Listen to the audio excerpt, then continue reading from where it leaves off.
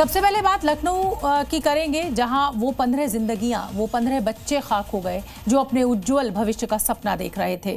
किसी की सगाई हो चुकी थी तो किसी ने पहली नौकरी शुरू की थी, कोई अपने माता पिता का इकलौता सहारा था, लेकिन लापरवाही और बदइंतजामी को किसी से कुछ लेना देना नहीं है। तड़प तड़प कर ये बच्चे जान वहीं पर अपनी गंवाने वाले देश के भविष्य की अब भरपाई कैसे होगी? लखनऊ के लोग ये लगातार सवाल पूछ रहे हैं, इंसाफ मांग रहे हैं। आखिर इसके असली गुनहगार को सजा कब मिलेगी? यूपी की राजधानी लखनऊ में 15 छात्र जिंदा जल गए, जिन आंखों में कुछ कर गुजरने का सपना था, उनके सपनों और जीवन को लापरवाही के सिस्टम ने जलाकर राख कर दिया।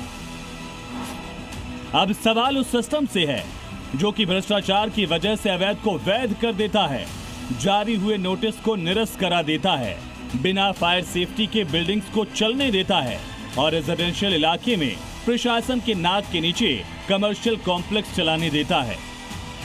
इसी सिस्टम की लापरवाही का नतीजा है कि एक और जगह अग्निकांड हुआ और मंजर फिर वही दिखा। आपको तस्वीरें दिखा रहे हैं कि ये पानी पूरा भरा हुआ है। अंदर की तरफ का जो दरवाजा है वो पूरा लॉक हो गया था। यहाँ पर किसी भी तरह से किसी को जो है अंदर आ नहीं सकता था। और उसके बाद ये देखिए, ये सामने की तमाम तस्वीरें जो हैं, ये तस्वीरें बहुत खास हैं क्योंकि अग्निकांड के वक्त यहाँ पर जो लोग फंसे थे वो जो है अब इस दुनिया में 15 लोग नहीं हैं। लखनऊ में हुए इस अग्निकांड में 15 घरों के चिराग तो बुझ गए, लेकिन इस भ्रष्ट सिस्टम की घोटाले वाली आग को बुझाने के लिए अब योगी सरकार एक्शन में आ गई है। लखनऊ विकास प्राधिकरण के 4 अधिकारियों को सस्पेंड कर दिया गया, जिसमें एक्सीएन, एई, जेई शामिल हैं। बिल्डिंग मालिक वीरेंद्र शुक्ला समेत 3 लोगों को गिरफ्तार किया गया। गिरफ्तार किए गए लोगों में पेट शॉप और एनिमेशन सेंटर के मालिक भी शामिल हैं।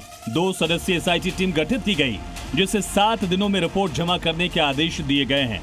मामले की हाई लेवल जांच चल रही है।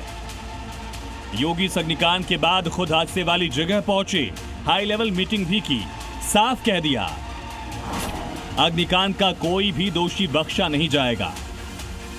अलीगंज अग्निकांड मामले को लेकर सबसे बड़ा खुलासा सामने आया है। जी मीडिया के पास वो दस्तावेज हैं जिसके आधार पर ये कहा जा सकता है कि नियमों को जो है पूरी तरह से ताक पर रखा गया, उनका उल्लंघन किया गया और एलडीए ने 2016 में बाकायदा इस जमीन पर बेसमेंट खोदने को लेकर नोटिस भी जारी किया।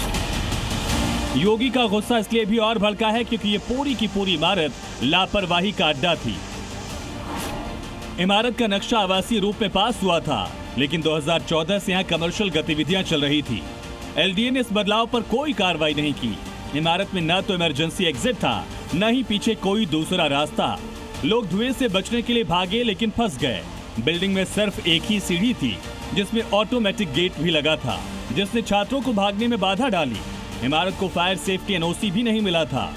इन सभी लापरवाहियों का ही नतीजा था कि मंजर इतना खौफनाक था कि जिन्होंने देखा वो शायद ही से कभी भुला पाए। विशाल रघुवंशी, जी मीडिया, लखनऊ। इन तस्वीरों को देखकर मन में एक ही सवाल आता है कि आखिर ये हो क्या रहा है? ये वो सिस्टम है जहां 15 बच्चों की जिंदगियां जलकर खाक हो गई। दिल्ली की आग की घटना होटल की आपको याद होगी, वहां पे भी 20 से 21 लोग ऐसे ही जलकर राख हो गए थे। ये बच्चे अपने उज्जवल भविष्य का सपना देख रहे थे। किसी की सगाई हो चुकी थी, किसी की ये पहली नौकरी थी, कोई अपने माता पिता का सपना पूरा करने के लिए आगे बढ़ना चाहता था, लेकिन लापरवाही और बदइंतजामी को किसी से कुछ लेना देना नहीं। आग लगी, बच्चे तड़प तड़प कर वहीं पर उनकी जान चली गई, कोई पूछने वाला नहीं। सिस्टम को कुछ दिन सिस्टम से सवाल पूछे जाएंगे और फिर वही ढाक के 3 पार। टाउन प्लानिंग के नाम पर क्यों एक से एक सटाकर इस तरीके से इमारतें बनाई हुई है? क्यों नहीं एग्जिट और एंट्री गेट जो हैं उनका ध्यान रखा गया है? लोग सवाल पूछ रहे हैं अब। और आइए अब हम आपको बताते हैं कि इस अग्निकांड का स्मार्ट लॉक कनेक्शन क्या है। जानकारी के मुताबिक जिस इमारत में आग लगी उसका गेट थंब इंप्रेशन से खुलता और बंद होता था। आग भड़कते ही बायोमेट्रिक गेट लॉक हो गया। सबसे दुखद बात यह है कि सेंटर में इमरजेंसी एग्जिट था ही नहीं। ऐसे में सवाल ये भी खड़े हो रहे हैं कि बिना इमरजेंसी एग्जिट के इमारत में कमर्शियल एक्टिविटी चल कैसे रही थी, और अगर चल रही थी तो अधिकारी और प्रशासन ने जांच क्यों नहीं करी? क्या फायर सेफ्टी ऑडिट यहां पर होता था या नहीं होता था? इन तमाम सवालों का जवाब मिलना अभी बाकी है।